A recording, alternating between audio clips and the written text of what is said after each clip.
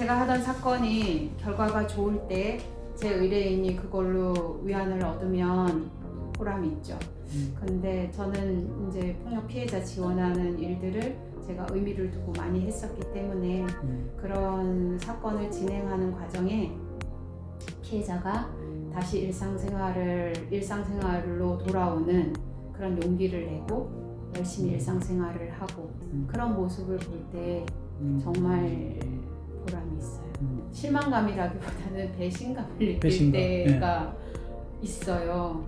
내가 봐서는 이거는 명백한 피해인데 무혐의가 나왔을 때, 그리고 어렵사리 기소됐는데 무죄가 나왔을 때, 이랬을 때 이런 검사나 판사에 대해서 배신감이 들어요. 저는 완벽한 사람은 없다고 생각해요.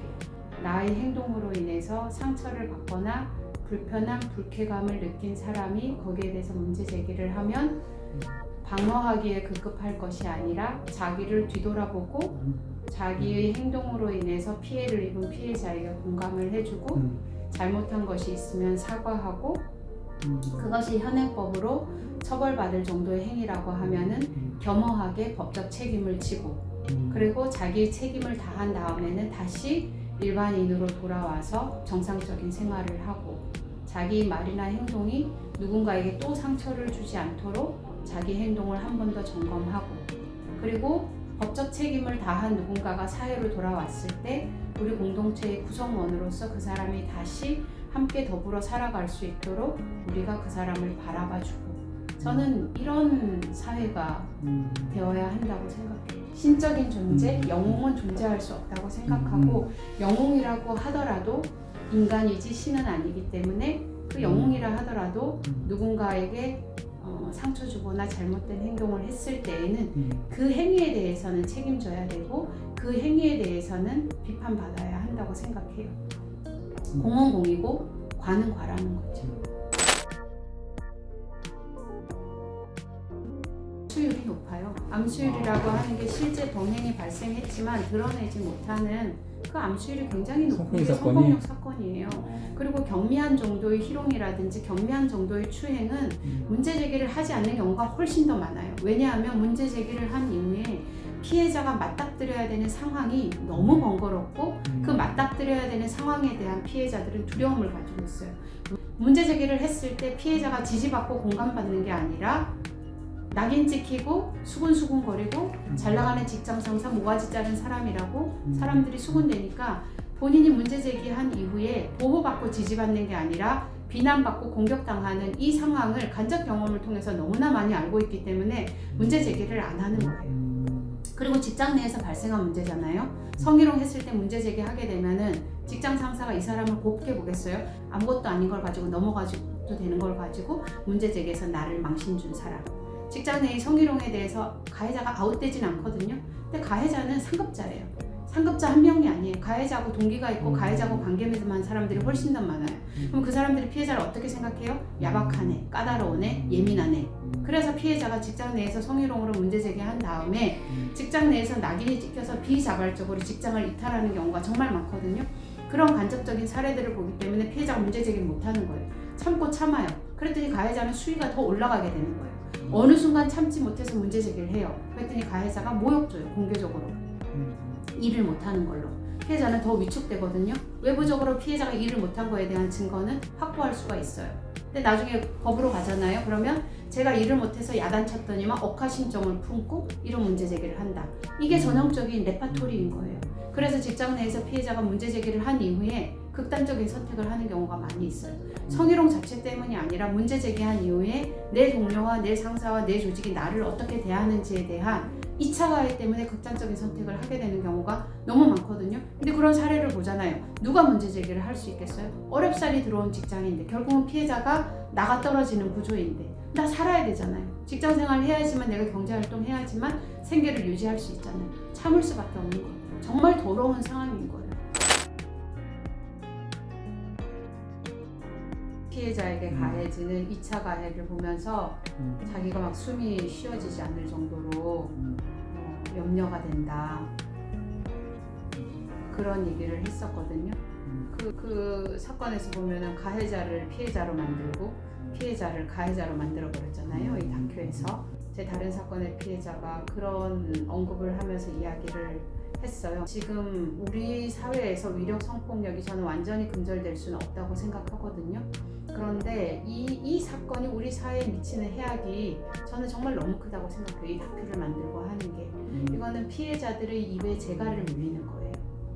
이 박시장 사건의 피해자를 절망하게 만드는 것뿐만 아니라 다른 피해자들에게 있어서 특히 가해자가 뭔가 유력 정치인이라거나 이랬을 경우에는 문제 제기했다가 자기 운명이 어떻게 될지를 선행 사건을 통해서 이미 간접 경험을 다 했잖아요. 이름도 세상에 까발려져, 그 다음에 근무하면서 보냈던 편지도 완전히 무슨 뒤바뀌어가지고 공격당하는 빌미가 돼, 사진도 인터넷에 계속 떠돌아다녀. 이런 것들을 지금 계속 보고 있잖아요. 요즘은 SNS 영향력이라든지 1인 매스미디어 영향력이 굉장히 크기 때문에 피해자들이 그런 정보에 엄청나게 빨리 접근할 수 있고 또 인터넷 매체를 통해서 그런 것들이 계속 기사화가 되고 있고 그러다 보니까 피해자들이 포기하게 되는 거죠. 내가 이걸 문제 제기했을 때 지지받고 공감받는 게 아니라 공격당하고 끊임없이 2차 가해에 시달리고 끊임없이 소송해야 되잖아요. 무슨 돈으로, 무슨 시간으로, 무슨 에너지로 그걸 계속 하겠어요? 그냥 참고 말아야지. 자기 삶이 그리고 완전히 다 해체돼 버리는데 조롱당하고.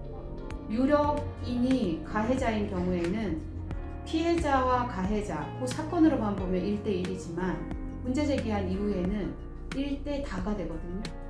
이런 사건을 보면서 어느 피해자가 용기를 낼 수 있을 것이며 매번 하는 얘기지만 어느 변호사가 피해자가 와서 상담했을 때 대리하겠다고 할 수 있겠어요? 근데 이런 일들을 지금 대한민국 국가 내에서는 피해자나 그런 조롱을 당하는 피해자의 대리인이 혼자 싸워야 되는 상황이에요. 박 시장이 피해자를 그 시장실 안에 있는 집무실 안에 있는 내실에 불러가지고 뭐 안아달라 하고 그럴 때 그때 피해자가 경찰에서 진술할 때 보면 그걸 말리면서도 어린아이 달래듯이 하면서 기분 나쁠까봐 이 사람이 기분 나쁘지 않게끔 거절을 완곡하게 거절을 해야 하는 자기가 너무 비참했다라고 얘기해요. 그게 행정법원 판결문에 보면 피해자로서는 가해자의 이런 문자나 이런 거에 대해서 불편함에 대해서 소극적으로 이거를 중지하기 위해서 이렇게 보낼 수밖에 없었던 걸로 보인다라고 이야기해요. 구체적으로 예를 들자면 자기 존엄을 지키기 위해서 이런 목소리를 낸 피해자들에게 가해지는 2차 가해, 이런 2차 가해 행위하는 사람들에 대해서 그냥 지켜만 보지 말고 눈살 찌푸려지는 행동에 대해서 반감만 하지 말고 멈추라고, 그렇게 해서는 안 된다고 목소리 내주시면 좋겠고, 이렇게 용기 낸 피해자를 위해서 지지하고 응원해주는 목소리를 내주시면 그게 곧 피해자에게는 다시 일상을 살아낼 수 있는 큰 힘이 되거든요. 그래서 우리가 할 수 있는 일이 어렵지 않은 일인데 과연 나는 그것을 하고 있는지 한번 생각해 보시고 실천해 주시면 우리 사회는 훨씬 더 좋은 나은 세상이 될 거라고 저는 생각해요. 결자 해지를 말씀드리고 싶거든요. 이 박 시장 사건은 피해자가 법치주의 국가에서 정상적인 방법을 통해서 법에 도움을 요청한 사건인데 지금까지 이렇게 무수한 2차 가해가 지속되는 것은 저는 그 원인은 정치인들에게 있다고 생각해요. 정치인들이 보인 태도는 철저히 진영 논리에 따른 거였거든요. 그들은 미투의 피해자를 지지한 게 아니라 자신의 진영을 지지했던 거예요. 저는 이 인권에 대한 문제, 폭력에 대한 문제가 이렇게 왜곡되고 뒤틀리게 된 것은 정치인들이 이렇게 만들었다고 생각하기 때문에 이 문제를 바로잡고 2차 가해가 멈추도록 하기 위해서 먼저 나서줘야 할 사람은 정치인들이라고 생각해요. 그럴 가능성은 있어 보이나요? 저는 그렇게 해주셔야 한다라는 말로 마무리를 하고 싶어요. 가능성의 문제가 아니라 그렇게 해주셔야만 해요. 우리 대한민국 사회의 무수한 피해자들을 위해서 그리고 함께 살아가는 우리 공동체의 시민들을 위해서 대한민국 정치인이 반드시 해야 하는 일이라고 생각하고 그런 걸 하지 않을 거면은 공적 영역에서 저는 활동하는 것은 의미 없다고 생각해요.